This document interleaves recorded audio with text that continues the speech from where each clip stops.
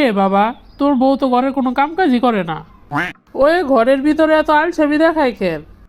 বউরে আনছি ঘরের কাজকর্ম করার জন্য, সে যে এত ফাঁকিবাজি করে আপনি আমার আগে কর নাই কেন? আমি তো ভাবছি দেখি ঠিক হয় নাকি, কিন্তু এখন তো দেখি দিনের দিনে আরো শয়তান হয়ে গেছে। আপনারাই তো দেখা শুনে বিয়ে করে আনছেন। আমরা তো ভালো জাত বংশ দেখা বিয়ে করে আনছি, আমরা কি বুঝছি নাকি যে এই অবস্থা? মা আপনারা কোনো চিন্তা করেন না, দেখি আমি আপনাদের বউরে বুঝায় লাইন আনতে পারি কিনা।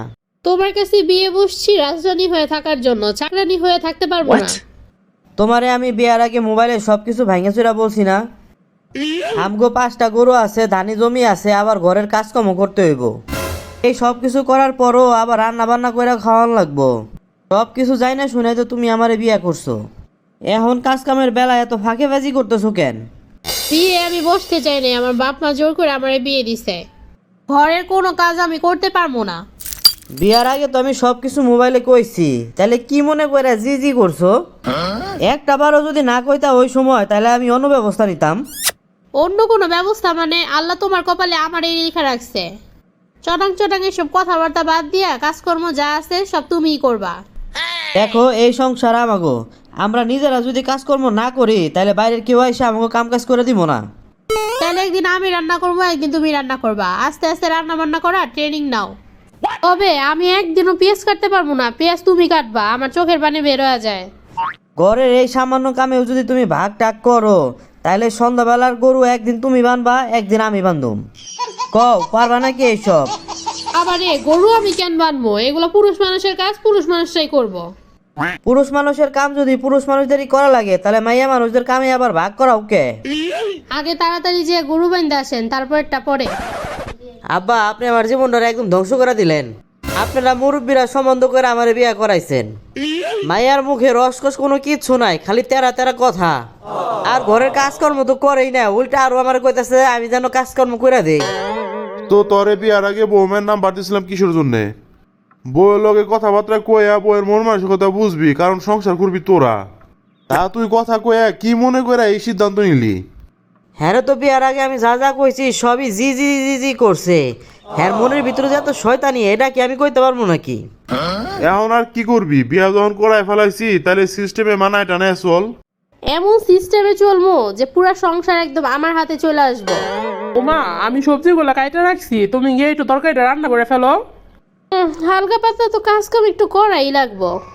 ঠিক আছে আম্মা, আমি যাইতেছি। আজকে তরকারি এমন রান্না রানবো, আমার আর জীবনও বলবো না তরকারি রান্না করার জন্য। তরকারিতে তো এক ফোঁটাও লবণ দিব না, আর মরিচ দিব বাড়ায় বাড়ায়। তরকারি খাওয়ার একদম আউশ মিটটা যাইবো, আমার আর জীবনও বলবো না তরকারি রান্না করার জন্য। আজকাল তরকারি রাঁধছে কেরা এগুলা? তোর বই তো রান্না করছে কেন বাবা, তরকারি স্বাদ হয় নাই নাকি? রাঁধুনি রে একটু খাওয়ান, তাহলেই বুঝবো কি হয়েছে আজকাল তরকারি। তরকারি কি হয়েছে, স্বাদ হয় নাই নাকি? বিয়ার আগে তো খুব বলছো পেঁয়াজ কাটা ছাড়া সব কিছু করতে পারো। থাক বৌমা, তরকারি তোমার রান্না করা লাগবো না, তরকারি আমি রান্না করবো নে। মনে মনে তো আমি এইটাই চাইছিলাম। আচ্ছা ঠিক আছে আম্মা, তাহলে আপনি রান্না করেন। মা একটা কাজ করেন, ছেলের বউ আনার পরেও যদি ঘরের সব কাজকর্ম করা লাগে, তাইলে এবার আর একটা ছেলের বউ আনার ব্যবস্থা করেন। বউ ওইটা আবার কার জন্য? আর কার জন্য? আবার আমার জন্য। তুমি যখন কাজকর্ম পারো না, তোমার এই কাজকর্ম শিখাই দেওয়ার জন্য তোমার সহকারী আরেকজন লাগবো। তুমি চিন্তা করো না, তুমি এই বাড়ির বড় বউ, ছোট বউ তোমারে সম্মান করে চলবো। লাগবো না আমার এত সম্মানের, ঘরে যা কাজকর্ম আছে সব আমি একাই করবো। আম্মা আপনি শুধু বলবেন কি কাজ করতে হইব, আমি সব কাজ একা করবো। ঘটনা কি, বিয়া করবো আমি টেনশনে পড়ে গেছে দিই বউ। কথা যেটা কইছি ওইটা যেন মনে থাকে।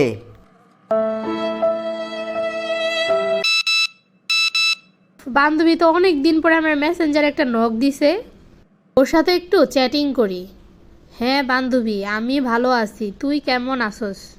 এই মহারানী, ফেসবুক মেসেঞ্জার চালানো নিষেধ না? বিয়ের আগে এগুলো নিষেধ করা হয়েছে না? এখন এগুলা চালাইতেছো কিসের জন্যে? তুমি দেখে ফেলছো নাকি?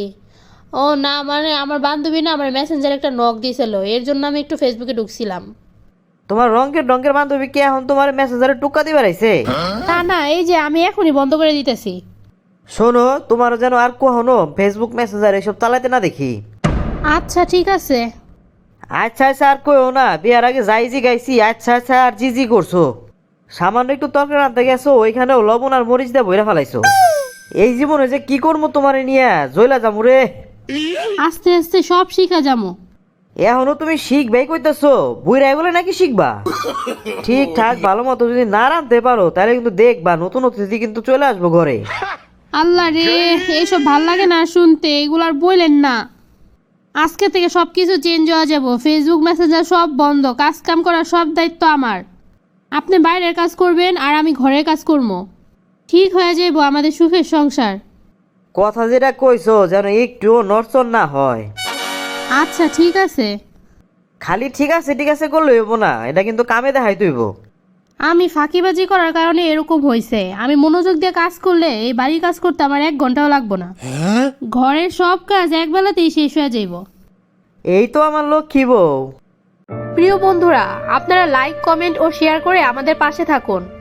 আপনাদের একটি লাইক ও কমেন্ট আমাদের নতুন ভিডিও বানাতে অনেক উৎসাহ যোগায়।